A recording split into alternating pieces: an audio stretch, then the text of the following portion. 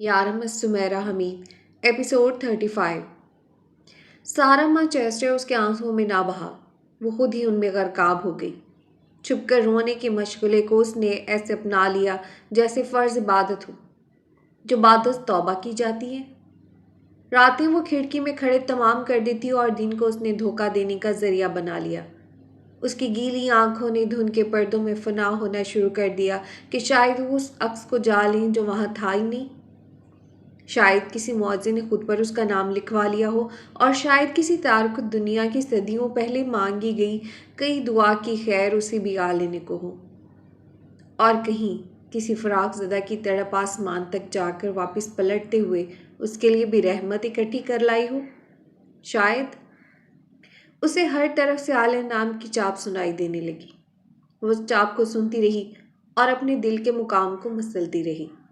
हर साथ उसके नाम की पुकार बन गई, हर शबीह उसकी सूरत में ढल गई। उसने उस नाम की तस्बीह पढ़नी शुरू कर दी जिसके सवाब में वो उसे मिलने वाला था, नई नाम में। लेडी महर के वापस आने से पहले किसी और जगह अपनी रिहाइश का इंतज़ाम कर चुकी थी और जा भी रही थी, लेकिन साधना ने उसे जाने नहीं दिया। ऐसी बेमुरवत ना बनो, उन्होंने कितना ख्याल रखा है तुम्हारा, उनके आने तक तो इंतज़ार करो। उनका सामना नहीं करना चाहती मैं, बहुत शर्मिंदा हूँ मैं। तुम उनके सामने शर्मिंदा होना मैं तुम्हें नहीं जाने दूंगी। तुमने मशवरा किए बगैर फैसला करके देख लिया क्या होता है। दूसरों की मान लेने में कभी हमारी भलाई भी होती है। अब मुझे कहाँ भलाई नसीब होगी। वो दोनों साधना के कमरे में मौजूद थी। एक गलती की है, दूसरी गलती ना करो, हो सकता है कुछ बेहतर हो जाए। वो तलखी से हंस दी और ये सोच कर रुक गई कि कोई दूसरी गलती ना हो जाए। मैंने तुमसे एक लफ्ज़ नहीं कहा और तुम घर छोड़कर जा रही थी। अगले दिन लेडी मेहर ने आने के बाद रात को उसे अपने कमरे में अपने सामने बिठाकर पूछा, एक लफ्ज़ नहीं कहा, यही तो बुरा किया। उसका सर झुका हुआ था। उसकी समझ में नहीं आ रहा था कि कमरे की किस चीज़ पर नज़र टिकाए। नहीं अमरहा, कुछ बुरा मैंने भी किया। जहाँ कुछ गलत होता है वहाँ सिर्फ एक इंसान की वजह से ही नहीं होता। सब देखने और सुनने वालों को मिशी राइट्स की जानिब से अस्सलाम वालेकुम। जहाँ रहे खुश रहें, आबाद रहें और मुझे भी अपनी दुआओं में याद रखें। दोस्तों, नावल में मज़ीद आगे बढ़ने से पहले आप सबसे गुजारिश है, चैनल को लाइक, सब्सक्राइब, शेयर कर दीजिए। बेल आइकन के बटन को दबाना मत भूलें ताकि हर नोटिफिकेशन आप तक पहुँचता रहे।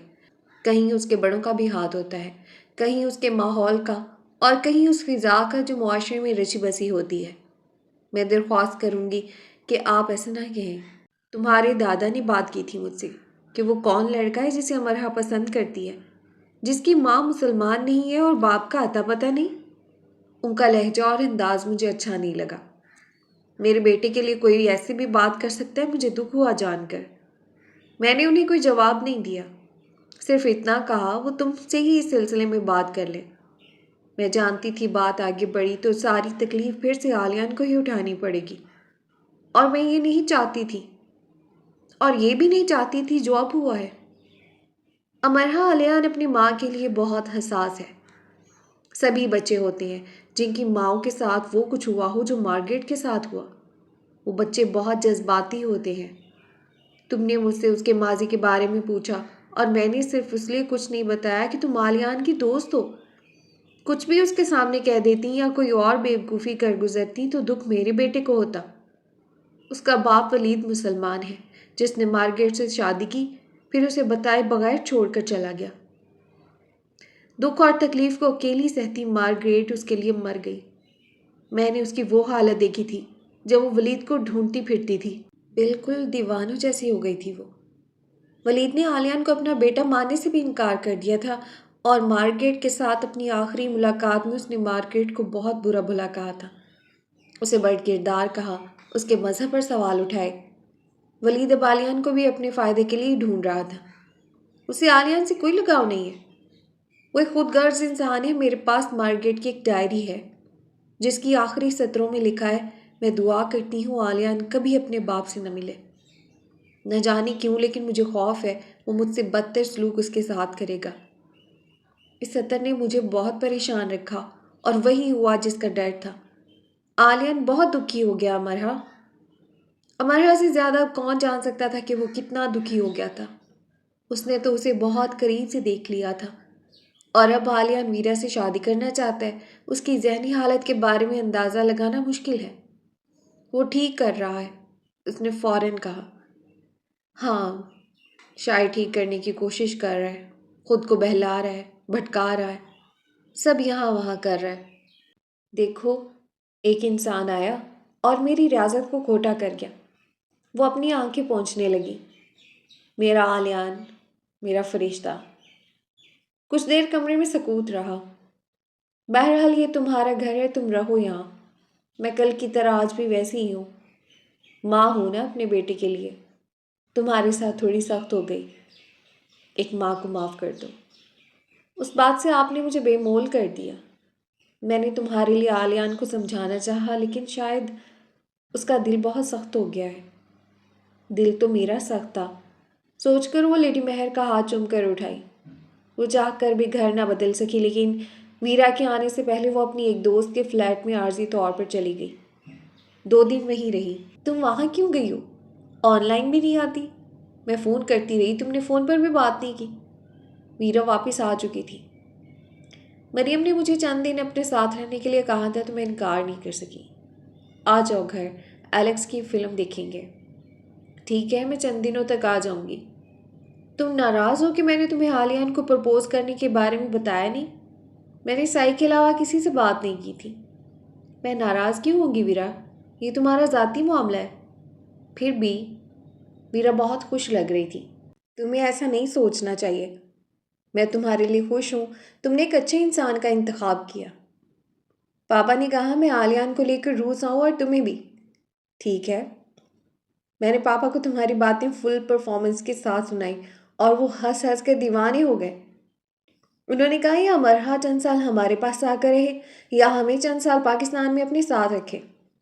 انہوں نے کہا میرے دل میں حسرت جنم لینے لگی ہے کہ کاش امرہ میری بیٹی ہوتی، معصوم اور فرشتہ سی۔ ہاں ہاں، دیکھو، انہیں اپنی بیٹی بری لگنے لگی ہے، اور مجھے شیطان بھی کہہ رہے تھے۔ تمہارے لیے ایک پیغام دیا ہے، ایک چھوٹا لوہے کا شکنجا خرید لو، جہاں کہیں کورل نظر آئے اس کی ناک میں گاڑ دو۔ میرا شروع ہوئی تو بولتی ہی رہی اور وہ سنتی رہی۔ اچھا تھا کہ ساری گفتگو فون پر ہو رہی تھی، ورنہ فل پرفارمنس دینے پر بھی وہ صفر ہی رہتی۔ ایک بات امرہ نے اپنے دل پر نقش کر لی تھی، اب وہ کسی بھی زندگی میں کوئی مسئلہ نہیں کرے گی۔ اس نے سارے حساب کتاب نکال لیے تھے۔ ویرا غلط نہیں تھی، نہ ہی عالیان۔ غلط بس وہ تھی۔ اس نے عالیان کو اپنی محبت کے بارے میں بتایا نہ ویرا کو۔ اب اسے ان دونوں سے شکوہ نہیں ہونا چاہیے۔ یہ باب یہی بند کر دیا گیا اور آخری سطر میں سب ختم لکھا رہ گیا۔ وہ یونی ایسے جاتی جیسے یونی جا کر بھی یونی میں موجود نہ ہو۔ آنے والے دنوں میں اس کی آواز بھولی بسری داستان کی مانند ہو گئی، اور پھر وہ ایسے موجود ہونے لگی کہ اپنی غیر حاضری کے ثبوت دینے لگی۔ اس نے خود کو گم کر لیا، ایسے جیسے وہ قصہ پاری نہ ہو۔ اسے دیکھ کر یہ یاد کرنا پڑتا کہ ہاں یہ وہی لڑکی ہے، وہی لڑکی جو کبھی امرہ تھی۔ وہ امرہ رہی بھی اور نہیں بھی۔ سائی اکثر اس کے پاس آ جاتا، لیکن اسے زیادہ بولنے پر مائل نہ کر پاتا۔ اب سائی بولتا اور امرہ سنتی۔ مانچسٹر یونیورسٹی میں سب ٹھیک ٹھاک تھا، اس کے اندر، اس کے باہر، سب ٹھیک۔ ایک دن وہ اس کیفے گئی جہاں اسے پہلی جاب ملی تھی۔ یعنی تم مجھے بھولی نہیں، اس بار تم پورے 2 مہینے بعد آئی ہو ملنے۔ وہ مسکرا دی۔ کتنا بدل گئی ہو تم مس اخروٹ۔ کیسے؟ وہ مسکرا رہی تھی، پھر بھی وہ کہہ رہی تھی وہ بدل گئی ہے۔ جب تم جاب حاصل کرنے آئی تھی اور تم نے اپنی یونیفیلوز کا استعمال کیا تھا تو میں نے سوچا تھا تم دنیا کو اپنے آگے لگا لینے کی طاقت رکھتی ہو، لیکن اب تمہیں دیکھ کر لگ رہا ہے تم دنیا سے بھاگنے کی تیاری کر رہی ہو۔ آپ کے شہر نے مجھے بدل دیا۔ کافی مگ کے کنارے پر انگلی پھیرتے اس نے کہا، اگر یہ میرے شہر نے کیا ہے تو مجھے شکایت ہے مانچسٹر سے، اور تمہیں مشورہ دوں گا کہ اپنے گھر لوٹ جاؤ اور پہلے جیسی بن کر آؤ۔ ایک بار گئی تو ہر چیز سے جاؤں گی، نہ پہلے سی نہ بعد سے۔ انہوں نے غور سے اس کی شکل کو دیکھا۔ تمہارا مسئلہ شہر نہیں ہے، تمہارا مسئلہ کوئی اور ہے۔ اسے حل کرو مس اخروٹ۔ دوبارہ آنا تو خود کو پہلے جیسا بنا کر آنا۔ کافی ختم کر کے وہ بے دلی سے اٹھائی۔ وہ سارے شہر میں تسلیاں ڈھونڈتی پھر رہی تھی، کوئی حکم، کوئی حکمت، کوئی خیر، کوئی تو کچھ تو۔ اس نے دائن کو چیک دیا۔ تم نے میری توقع سے جلدی پیسے اکٹھے کر کے دے دیے ہیں۔ بلا شبہ تم نے کافی محنت کی ہے۔ تم ایک اچھی اسٹوڈنٹ ثابت ہوئی۔ تمہارے دونوں سیمسٹر کے رزلٹ بہت اچھے رہے۔ مجھے یقین ہے تم شاندار رزلٹ کی حامل ڈگری لے کر جاؤ گی۔ تم نے مایوس نہیں کیا ہمیں۔ ہمیں خوشی ہے کہ تم نے بہت اچھا کر دکھایا۔ ہمارا اسکالرشپ ضائع نہیں ہوا۔ شاید، اس نے مسکرائے بنا اتنا ہی کہا۔ اپنی تعریف اسے زہر لگ رہی تھی۔ تمہیں آگے بھی پڑھنا چاہیے۔ ایم فل کے بارے میں کیا خیال ہے؟ ہاں، میں اس بارے میں سوچ رہی ہوں۔ یہ واحد مقصد تھا جو اس نے گھڑ لیا تھا۔ یہ تو بہت اچھی بات ہے۔ تم چند سال اور یونی میں پڑھو گی۔ نوال کا ارادہ بھی ایم فل کا ہے۔ نہیں، اگر میں نے ایم فل کیا تو شاید کسی اور ملک سے کروں۔ شاید امریکہ سے۔ مانچسٹر سے کیوں نہیں؟ کسی اور یونی سے کیوں نہیں؟ اس نے مسکرانے کی کوشش کی۔ دائم اسے دیکھ کر رہ گیا اور اسے کہہ نہ سکا کہ پرانی امرحہ کو جہاں چھوڑ کر بھول کر آئی ہو، یاد کر کے اسے وہاں سے لے کر آؤ۔ اسے یہ ملال بھی ہوا کہ کاش اس نے اسے یہاں نہ بلوایا ہوتا۔ رات آتی، دن نکلتا، پھر رات آ جاتی۔ ایک دوسرے کے دوست دشمن بنے، دن رات ڈھلتے نکلتے رہے، زندگی اپنی تفنشی بدلتی رہی۔ وہ واپس آیا تو کارل اسے لنچ کے لیے لے گیا۔ اس نے مانچسٹر کے سب سے مہنگے ریسٹورنٹ کا انتخاب کیا اور سائی اور شاویز کو بھی ساتھ لے آیا۔ یہ اس کی شاہ خرچی کی انتہا تھی۔ پھر کلب میں اس نے سب کو ناچ کر دکھایا اور انہیں دیوانہ وار ہنسنے پر مجبور کر دیا۔ وہ ہر مشہور ڈانسر کی نقل اتار رہا تھا۔ وہ ہاتھ سے ڈی جے کو اشارہ کرتا اور ڈی جے اس کا اشارہ فوراً سمجھ کر مطلوبہ میوزک لگا دیتا۔ اس رات اس نے ہر بڑے ڈانسر کو خراج نقل پیش کیا۔ اگر ان میں سے کوئی ایک بھی وہاں موجود ہوتا تو ضرور کورل کو قتل کر کے قاتل بننا پسند کرتا۔ آلیان نے ایسے کہہ کے لگائے جیسے اس سے زیادہ بے فکر انسان بھری دنیا میں اور کوئی نہیں۔ پھر وہ چاروں فلور پر کود پڑے اور کلب انتظامیہ نے جانا کہ انہیں یقیناً اگلے دن ڈانس فلور کی مرمت کروانی پڑے گی۔ پھر کورل انہیں سلویا کی شیورلیٹ میں جو وہ اس سے حاصل کرنے میں کامیاب ہو گیا تھا، مانچسٹر کی سڑکوں پر ایسے گھماتا رہا کہ ان کی پہچان ایسی ہو گئی کہ روڈ سائڈ پر بنے ایک ریسٹورنٹ کے ملازم نے شیشے کے پار سڑک پر جھانک کر سوچا کہ ابھی ایک شیورلیٹ کار یہاں سے گزرے گی جس میں بیٹھے یونیورسٹی کے 4 مسٹنڈے چیختے چلاتے ہوئے گزریں گے۔ کورل نے یہ ثابت کر دکھایا کہ وہ کار کو بھی جہاز بنا کر اڑا سکتا ہے۔ آلیان نے یہ ثابت کیا کہ ڈرائیونگ کرتے کرتے بھی وہ پائلٹ کے عہدے پر فائز ہو سکتا ہے۔ بس اخبارات اور ٹی وی میں خبر نہیں آئی، باقی سب جان گئے، شیورلیٹ اور وہ 4۔ شور دل پر حاوی نہیں ہوتا، پھر بھی وہ شور کا حصہ بن گیا۔ میلے تنہائی نہیں مٹاتے، پھر بھی وہ میلے سجا کر بیٹھ گیا۔ آلیان، وہ ادھر ادھر یہاں وہاں ہو گیا۔ اس نے اپنا کمرہ سجایا اور اپنی بچے سے پرانا سامان نکال کر نیا سامان خرید لایا۔ ہال کے ایک اسٹوڈنٹ نے اس کا کمرہ دیکھ کر کمال کہا۔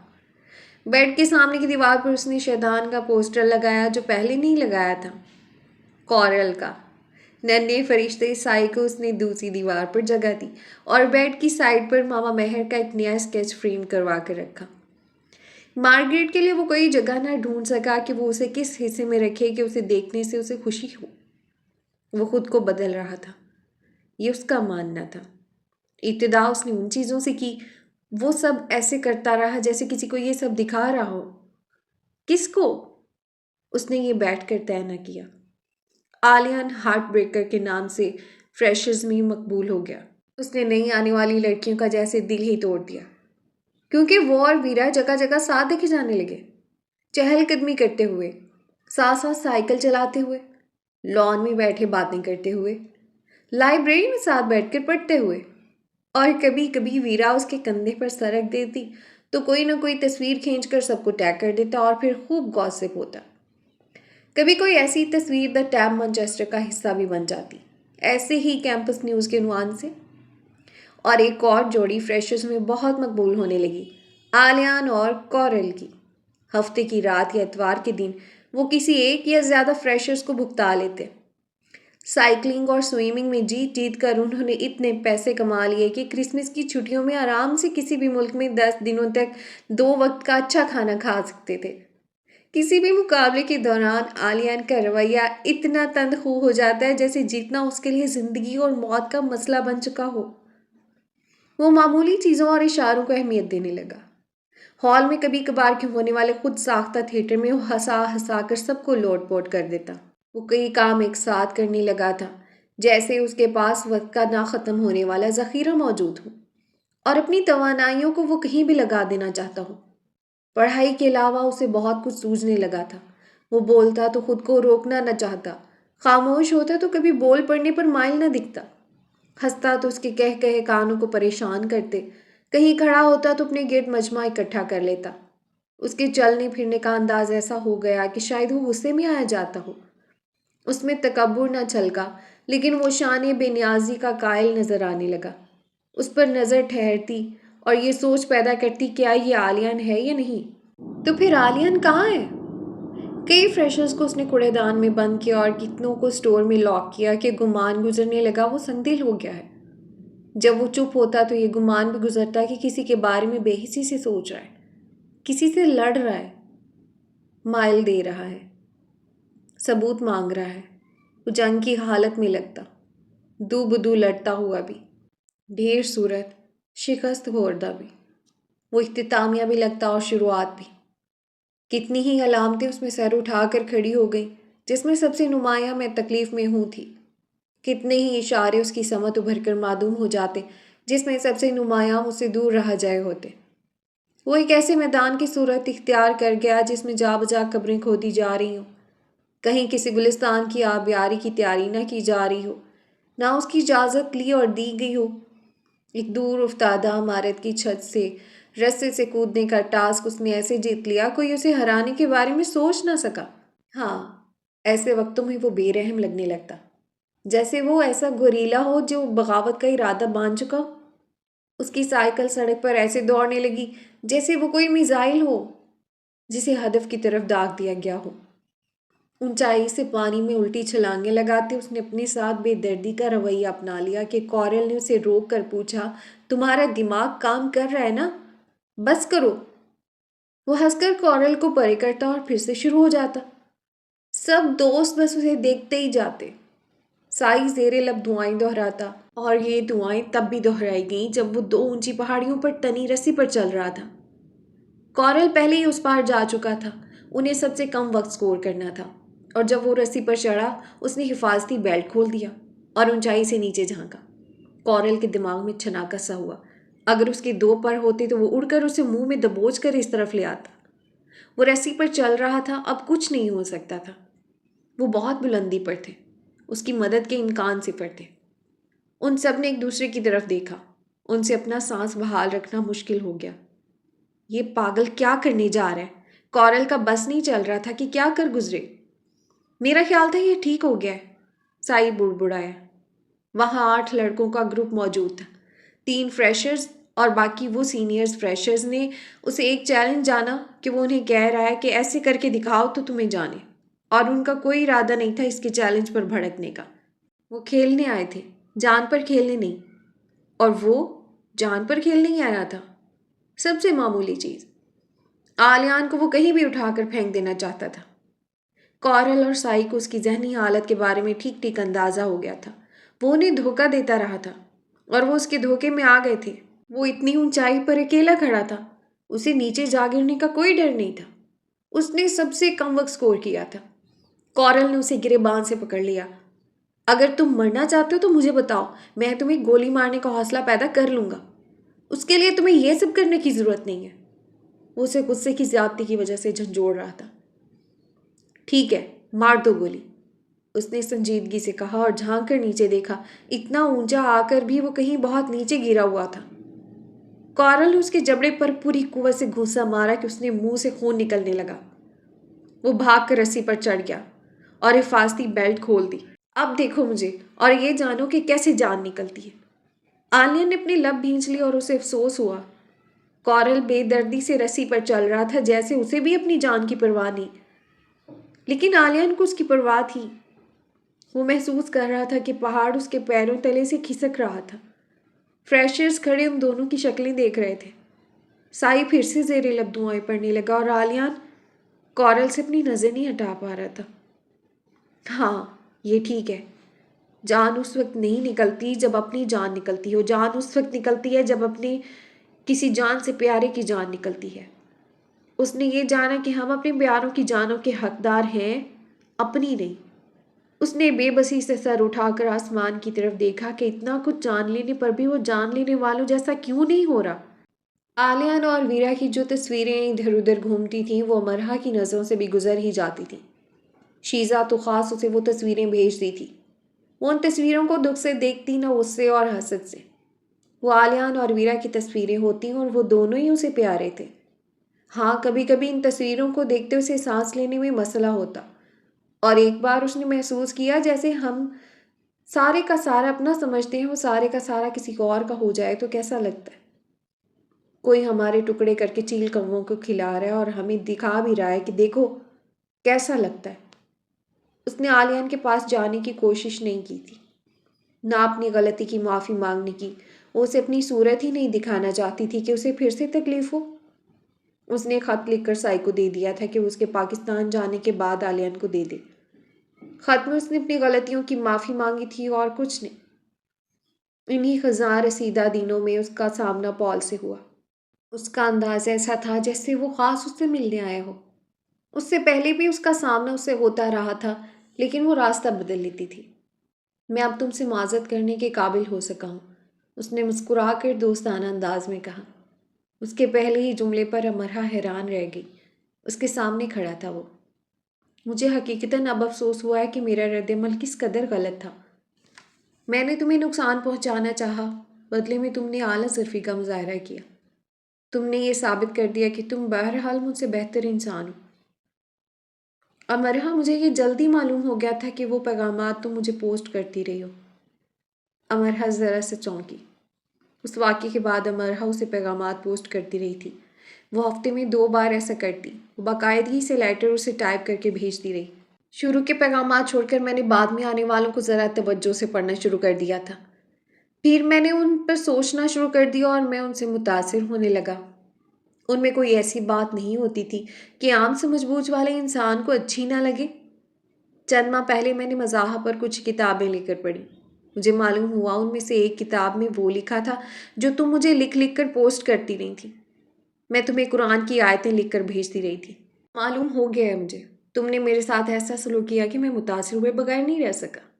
کیا تم مجھے برا انسان سمجھنا چھوڑ سکتی ہو مرحا؟ امرحا مسکرا دی۔ کچھ دیر اور باتیں کر کے جب پال چلا گیا تو مرحا کو لگا جیسے وہ کسی امتحان میں پاس ہو گئی ہے۔ چلو، اس کے ہاتھ کوئی تو کامیابی آئی۔ اس واقعے نے اس کے اندر یہ احساس پیدا کیا کہ عقل اور سوجھ بوجھ سے کیے گئے عمل بیکار نہیں جاتے۔ عقل کرشمہ ساز ہے اور یہ معجزوں کی رتھ کی سوار ہے۔ سائیکل پر جایا کرو نا یونی، تم تو سائیکل کو بھول ہی گئی ہو۔ سادھنا رات کو اس کے پاس بیٹھی باتیں کر رہی تھی۔ دل نہیں چاہتا سائیکل چلانے کو، وہ پڑھ رہی تھی۔ تمہارا تو اب زبان ہلانے کو بھی دل نہیں چاہتا، سادھنا نے اسے ہنسانا چاہا۔ میری زبان نے بہت کمالات دکھائے ہیں نا، اس لیے، اس نے ہنس کر کہا، لیکن بات مذاق نہیں تھی۔ اگر انسان سے غلطی نہ ہو تو وہ انسان نہ ہو، اگر غلطیاں ہی ہوتی رہیں تو بھی وہ انسان نہ ہو، اس نے سر اٹھا کر کہا۔ اس کے انداز پر سادھنا خاموش ہو گئی اور کچھ دیر ٹھہر کر اپنے کمرے میں چلی گئی۔ اگلے دن یونیورسٹی سے وہ ہسپتال آ گئی۔ کورل کا معمولی سا ایکسیڈنٹ ہوا تھا ایک امیر زادے کی کار کے ساتھ، اور کورل نے سڑک پر چلا چلا کر ایسے ہنگامہ کیا جیسے اس کی ساری ہڈیوں کا ڈھانچہ چور چور ہو چکا ہو۔ وہ خود کو اس امیر زادے کے خرچ پر پرائیویٹ ہسپتال تک لے آیا تھا اور مزے کر رہا تھا۔ ویسے اسے چلنے میں تھوڑا بہت مسئلہ تھا۔ امرحا 2 دن بعد اس کے پاس جانے کا فیصلہ کر سکی اور کاؤنٹر پر اس کے بارے میں پوچھا تو کاؤنٹر پر موجود 2 لڑکیوں نے اسے ذرا گھور کر دیکھا، پھر ایک دوسرے کو دیکھنے لگی۔ تم دوست ہو اس کی؟ ایک نے منہ بنا کر پوچھا۔ امرحا نے سر ہلا دیا۔ ٹھیک ہے، ویسے زیادہ دیر تک ہسپتال میں رہنا ٹھیک نہیں ہوتا۔ کتنا اچھا ہو اگر وہ تم سب کے ساتھ یونیورسٹی جوائن کر لے۔ 2 دن بہت زیادہ ہوتے ہیں ہاسپٹل میں قیام کے لیے۔ جس نے منہ بنایا تھا اس نے زبردستی مسکرا کر کہا۔ امرا اس کی بات سمجھ نہ سکی۔ اس کا مطلب ہے تم اپنی دوست سے کہو کہ وہ جلدی ہسپتال سے ڈسچارج ہو جائے، یہ اس کی صحت کے لیے اچھا ہوگا۔ دوسری نے ذرا مسکرا کر کہا، اور دوسروں کی صحت کے لیے بھی۔ پہلی کا منہ پھر سے بن گیا۔ امرا کورل کے کمرے کی طرف بڑھ گئی اور اپنی پشت پر پہلی کی آواز سنی۔ پتہ نہیں ڈاکٹر کب ڈسچارج کریں گے اسے۔ جب ہسپتال کا سٹاف ہسپتال کے کمروں میں شفٹ ہو جائے گا تب۔ دوسری فوراً بولی۔ امرا اس کے کمرے میں آئی تو اسے اپنی غلطی کا احساس ہوا۔ اس کا خیال تھا آلیان اپنی جاب پر ہوگا، پر وہ سامنے ہی بیٹھ کے ایک طرف بنی کھڑکی کی چوکھٹ میں بیٹھا نوٹ پیڈ پر کچھ بنا رہا تھا۔ دروازہ کھلنے کی آواز پر سب نے سر اٹھا کر اس کی سمت دیکھا۔ آلیان نے بھی۔ وقت جن پروں پر اڑ کر آیا تھا وہ پر اس نے وہیں جلا دیے۔ وہ وہیں کھڑی رہ گئی اور فیصلہ نہ کر سکی کہ اندر جائے یا باہر نکل آئے۔ آہا امرا، آ جاؤ، پہلے یہ بتاؤ خالی ہاتھ تو نہیں آئی ہو نا؟ کورل بیڈ سے اچھل کر کھڑا ہوا اور لپک کر اس کے قریب آیا۔ سائی اور شاویز مل کر دیوار پر ایک پوسٹر لگا رہے تھے جس پر لکھا تھا جلدی ٹھیک ہو جائے کورل، اور وہ جلدی کبھی نہ آئے۔ پوسٹرز پر لاتعداد دستخط موجود تھے جو یقیناً ہال میٹس اور یونیفیلوز نے کیے تھے۔ شاویز اور سائی نے بھی اسے دیکھ لیا تھا اور خیر مقدمی انداز سے مسکرا دیے تھے۔ لاؤ اب یہ چاکلیٹس مجھے دے دو۔ اس نے ہاتھ بڑھا کر اسے یہ چاکلیٹ کا ڈبہ تقریباً چھین ہی لیا اور انہیں بیڈ کی سائڈ پر رکھے ایک باکس میں ڈال کر اسے لاک کر دیا۔ چھوٹی سی چابی منہ میں دبا لی۔ امرا کے تاثرات سے وہ سمجھ گیا کہ وہ اسے بیمار نہیں سمجھ رہی اور اپنی لائی چاکلیٹس واپس ہی نہ مانگ لے۔ اس نے کراہنا شروع کر دیا اور اپنی زخمی کوہنی اور پیر آگے کر کے دکھایا۔ نہیں میں بیمار ہوں، یہ دیکھو۔ عالیہ نے ایسے ظاہر کیا جیسے کمرے میں کوئی آیا ہی نہیں اور وہ پینسل کے ساتھ نوٹ پیڈ پر مصروف رہا۔ میں 2 دن تکلیف سے تڑپتا رہا اور تم اب آ رہی ہو امرا، کورل نے دانت نکال کر کہا۔ امرا، جاتے جاتے ہسپتال سٹاف کی خبرگیری بھی کرتی جانا، ان کا بھی یہی کہنا ہے کہ وہ 2 دن تکلیف سے تڑپتے رہے، شاویز نے کہا۔ تم کب تک رہو گے یہاں؟ امرا نے پوچھا۔ جب تک ٹھیک نہیں ہو جاتا۔ لیکن تم تو مجھے ٹھیک ہی لگ رہے ہو۔ نہیں میں ٹھیک نہیں ہوں نا، اس نے آنکھ مار کر کہا۔ تھوڑی دیر بیٹھ کر امرا اٹھائی۔ سائی امرا کے ساتھ باہر تک آیا اور اسے ہمدردی سے دیکھنے لگا جو کمرے سے باہر تک عجیب حالت میں چلتی آئی تھی۔ تم بیٹھی نہیں؟ آ جاؤ واپس چلتے ہیں۔ کورل اتنے مزے مزے کے لطیفے سنا رہے نرسز کے بارے میں، اور تمہیں پتہ ہے ہسپتال کے روم سے بھی کھانے پینے کی چیزیں غائب ہونے شروع ہو گئی ہیں، اور مجھے نہیں معلوم تھا کہ نرسز بھی ایسے چلا سکتی ہیں۔ میرے سامنے ایک نے چلا کر ہسپتال سر پر اٹھا لیا۔ اس کی کلائی پر جو کیڑا چپکا تھا وہ اترنے کا نام ہی نہیں لے رہا تھا۔ وہ بیچاری اسے ایک انجیکشن لگانے آئی تھی رات کو۔ کون تھا جو اپنے اپنے روم سے نکل کر اس نرس کو نہیں دیکھ رہا تھا؟ سائی نے اسے ہنسانے کے لیے یہ سب کہا تھا۔ اس کا دل رکھنے کو وہ ہنستی اور چلی آئی، اور اندر آلیان کورل کا لنگڑا اسکیچ بنا چکا تھا۔ اس کے ہاتھ میں ایک عدد چاکلیٹ کا ڈبہ بھی تھما دیا تھا۔ اور کورل کی آنکھیں، کوئی دیکھتا تو آلیان سے پوچھتا یہ کون سا کورل ہے جس کی آنکھیں اتنی سیاہ ہیں، اتنی سیاہ کہ ان میں جھانک کر مشرق کی ساری رمزیں بوجھی جا سکتی ہیں، ساری کہانیاں پڑھی جا سکتی ہیں، اور جو اتنی محفوظ ہیں کہ ان میں اتر کر سارے دروازے بند کر کے قید ہو جانے کو جی چاہتا ہے۔ ایسی پناہ گاہیں جو زمین کو میسر نہیں، ان کے مالک ہونے کا اعزاز صرف ایک انسان ہی پا سکتا ہے، ایسا انسان جس کے ساتھ لفظ محبت جڑا ہو۔ آلیان کی پینسل آنکھوں کی پتلیوں کو اور سیاہ کر رہی تھی اور وہ یہ جانتا ہی نہیں تھا کہ وہ کیا کر رہا ہے۔ فریشوں میں سے ایک لڑکی ایما کے ساتھ کورل کی دوستی اتنی بڑھ گئی کہ لڑکی کو کورل کو پرپوز کرنا پڑا، اور کورل نے یہ اعزاز آخر حاصل کر ہی لیا کہ کوئی اسے بھی پرپوز کر سکتا ہے۔ لڑکی کا تعلق لندن سے تھا اور وہ کسی ہال میں رہنے کے بجائے ایک بہت بڑے گھر میں رہ رہی تھی، یعنی وہ اتنی امیر تھی۔ یونیفیلوس کو کورل کی قسمت پر رشک آیا اور لڑکی کی قسمت پر افسوس ہوا۔ پیرونی یونیفیلوس کو لڑکی کی قسمت پر رشک آیا اور کورل کی قسمت پر افسوس بھی نہ ہوا۔ کورل نے کوشش کی تھی کہ وہ ایک عام انسان بن کر رہے، لیکن صرف ایک دن وہ عام انسان بنے رہنے سے چوک گیا۔ ایما کی برتھ ڈے پارٹی پر جس میں لندن سے آیا اس کا خاندان بھی شریک تھا۔ اس نے کچھ ایسے پرانک کر ڈالے کہ سب دیکھ کر دنگ رہ گئے۔ یہ پرانک اور دہشت گردی میں کوئی تمیز نہیں کیا؟ ان سب سے معمولی اور بے زر پرانک صرف اتنا سا تھا کہ اس نے سر کارپٹ پر نظر نہ آنے والی ڈوری کی بارودی سرنگ بچھا دی جس سے پیر نہیں الجھتے۔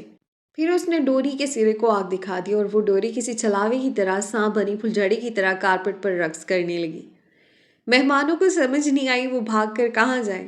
ہر طرف اس پھلجھڑی کا جال بچھا بھڑک جاتا۔ یہ سب سے معمولی اور بے ضرر پرینک تھا۔ باقی کے معمولی اور غیر اہم پرینک بقول مہمان خدا کی پناہ۔ بس اتنی سی بات تھی اور ایما نے اس کے منہ پر انگوٹھی دے ماری کہ وہ ایک دیوانہ انسان ہے۔ انگوٹھی سائی نے کیچ کی اور الفاظ آلیان نے یاد کر کے باقی کے ہال میٹس کو سنائے۔ شاویز نے نیلا گاؤن پہن کر ایما بن کر سانحہ کی ہو بہو نقل اتار کر دکھائی اور ہال میں ایما برتھڈے پارٹی کے نام سے ڈرامہ تھیٹر کیا گیا، جس نے تھیٹر ڈراموں کی تاریخ کو بدل ڈالا اور سب کامیڈی ڈراموں کو باپ ڈرامہ ہونے کا خطاب حاصل کیا۔ ایما تو پاگل تھی، کورل صرف اس کی برتھڈے پارٹی کو یادگار بنانا چاہ رہا تھا۔ یادگار، ویرا کے لیے وہ یادگار لمحہ تھا۔ ان سب کے مشترکہ دوستوں کی برتھڈے پارٹی تھی جن میں ان دونوں نے گانا گایا تھا۔ اس نے آلیان کو روسی گیت کی مشق کروائی تھی اور وہاں موجود سب لوگوں کا ماننا تھا کہ اس سے بہترین گانا انہوں نے پہلے نہیں سنا۔ پھر ویرا جب اکیلی گٹار پہ گانا گانے لگی تو دور کونے میں کھڑے ہو کر آلیان اسے دیکھنے لگا۔ اس کا عکس پانی کی طرح جھلمل کر رہا تھا، بن اور مٹ رہا تھا، ٹھہر نہیں رہا تھا۔ ویرا ایک اچھی لڑکی ہے، اس نے خود سے کہا، خود کو یاد دلایا۔ اس کی صورت بن اور بگڑ رہی تھی جو اچھی بات نہیں تھی۔ اسے تو نقش ہو جانا چاہیے تھا۔ اس نے ویرا کے پاپا سے کئی بار بات کی تھی، وہ اس سے اس کی دلچسپیوں کے بارے میں پوچھتے، اس سے بات کر کے بہت خوش ہوتے۔ ماما مہر ہفتے میں 2 بار اسے مل کر جاتی اور وہ کسی ریسٹورنٹ یا ہوٹل میں ڈنر کر لیتے، فلم دیکھنے چلے جاتے۔ پہلے ماما مہر نے اسے چھپا کر رکھا ہوا تھا کہ ولید کے آدمی اس تک نہ پہنچ جائیں۔ اب اسے احتیاط کی ضرورت نہیں تھی۔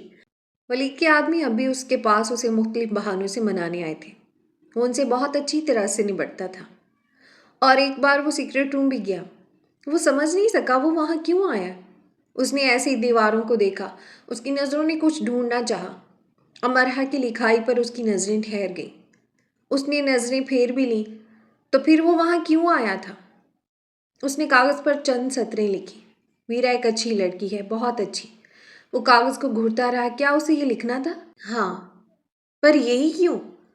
میری سمجھ میں نہیں آ رہا میری دل کی وسعت کہاں کھو گئی ہے۔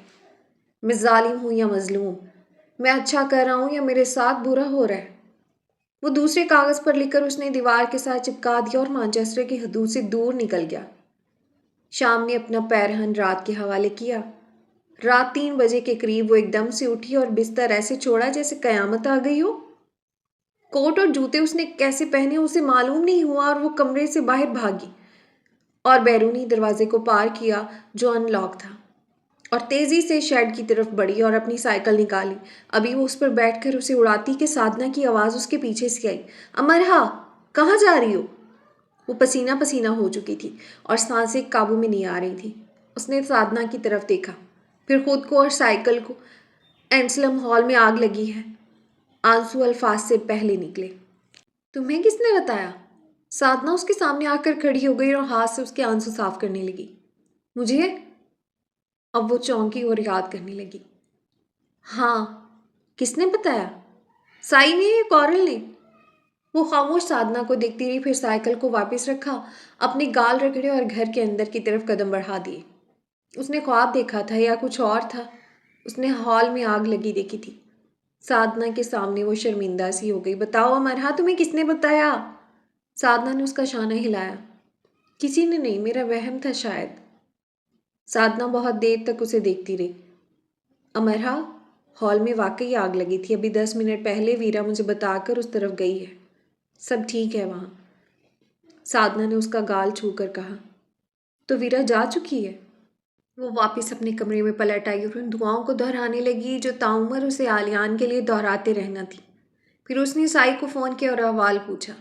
وہاں سب ٹھیک تھا، حادثاتی آگ تھی جس پر قابو پا لیا گیا تھا۔ امرہا نے فون بند کر دیا تو سائی آلیان کے پاس آیا۔ کسی نے امرہا کو آگ کے بارے میں نہیں بتایا تھا، لیکن اسے معلوم ہو گیا۔ اگر تم فون پر اس کی آواز سن لیتے تو کانپ جاتے۔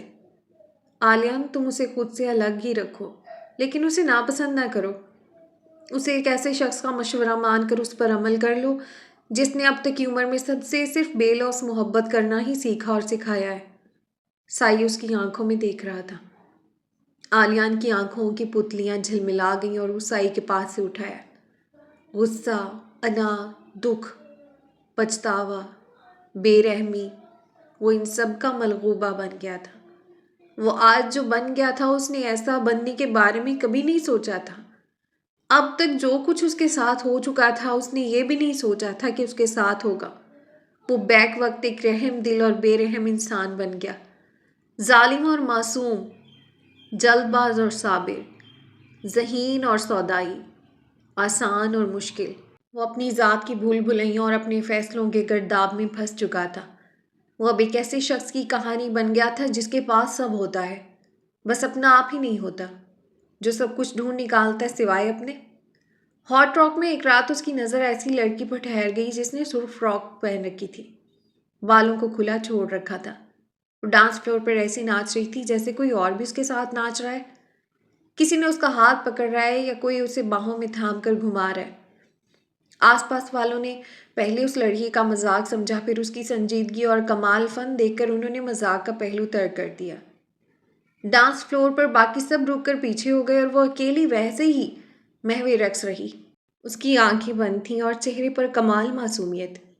लड़की के अंदाज में ऐसी बेखुदी थी कि गुमां होता था वो किसी ना नजर आने वाले वजूद के साथ मौजूद है। सब उसे बहुत फुर्सत के साथ देख रहे थे और कोई ये नहीं चाहता था कि वो रक्स रोक दे। ऐसे रक्स किस्मत से ही देखने को मिलते हैं। सब ने अपनी हरकत को जामिद कर लिया कि मुबादा कोई आवाज़ हो और वो चौंक जाए। कुछ देर गुजरी, उसने आंखें खोली। उसे एहसास हुआ वो क्या करती रही है, लेकिन वो शर्मिंदा नहीं हुई बल्कि वो मुस्कुराई, जैसे मुलाकातें महबूब तमाम हुई बखुशी, और वो डांस फ्लोर से हट गई। वहाँ मौजूद एक शख्स उसकी कैफियत को समझने का दावा कर सकता था। वो शख्स आलियान था। कुछ दिन पहले वो कैफ़े के स्टोर में आया था और स्टोर में आकर बाहर जाना भूल गया था। वो फर्श पर बैठ गया और कितना ही वक्त गुजार दिया, तब चौंका जब उसका फ़ोन बजा। वीरा ने उसे कुछ नोट्स के बारे में पूछने के लिए फ़ोन किया था। वीरा की आवाज़ उसे वापस ले आई और वो उससे खाइफ नहीं हुआ। वीरा से ज़्यादा समझदार लड़की उसने अब तक नहीं देखी थी। उसका दिल बहुत बड़ा था, वो जल्द बुरा नहीं मानती थी। उसकी बातें सुनने में मज़ा आता था। उसके साथ चलते अजनबियत का एहसास नहीं होता था। वो दिल दुखाने वालों में से हरगिज़ नहीं थी। उसने एक बार उसे बादाम केक बनाकर खिलाया था और वो बेचारी खामोशी से खा गई थी। बचे हुए आखिरी टुकड़े को खाने पर आलियान को मालूम हुआ उससे बदमज़ा केक सारी ज़िंदगी नहीं बनाया होगा। और अमरहा ने बादाम केक बनाना सीख लिया था। उसने वो केक साधना के लिए बनाया था, उसके सालगिरह के लिए। साधना उसका इतना ख्याल रखती थी, उसे भी कुछ उसके लिए करना चाहिए था। वीरा ने अखबार के दफ्तर बाकायदा जॉब कर ली थी और वो काफ़ी मसरूफ़ रहने लगी थी। अमरहा का ख्याल था वीरा एक बहुत अच्छी सहाफ़ी बन सकती है। वीरा उसे अपने ऑफिस भी लेकर गई थी और वक्त निकाल कर वो उसे अपनी साइकिल पर बिठाकर मैनचेस्टर घुमाती रहती थी। एक बार वो उसका हाथ अपने हाथ में लेकर चहलकदमी करने लगी। अमरहा का दिल अफसोस से भर गया। साई ठीक कहता है, सब उसके साथ कितने अच्छे हैं, ये वो अंदाज़ा भी नहीं कर सकती। और अगर वो वीरा को बता दे कि आलियान उसके लिए क्या है तो वीरा शायद बहुत आराम से आलियान को पहचानने से ही इनकार कर दे। लेकिन अब उसकी ज़रूरत ही बाकी नहीं रही थी। आलियान के बाप की आमद से वीरा वाकिफ़ हो चुकी थी, लेकिन उसे किसी ने ये नहीं बताया था कि अमरहा ने वो सब किया था। उसे बहुत ऊपर ऊपर की आम सी बातें मालूम हुई थी। साधना, कौरल, साई, लेडी महर, किसी ने दोबारा किसी के सामने भी उस वाक़े का जिक्र नहीं किया था। आलियान अमेरिका गया तो वीरा को यही मालूम था कि वो मामा महर को लेकर शार्लेट के घर गया था। आलियान और वलीदुल बशर की मुलाकात कैसी रही उसने ये भी मालूम करना नहीं चाहा था। लेडी महर ने उसे बस इतना कह दिया था कि आलियान से उस बारे में कोई बात ना करे, और उसने ऐसा ही किया। दोस्तों, आज की वीडियो में इतना ही। अपनी राय का इजहार कमेंट बॉक्स में ज़रूर किया कीजिए। मिलते हैं नेक्स्ट वीडियो में, तब तक के लिए अल्लाह हाफिज़।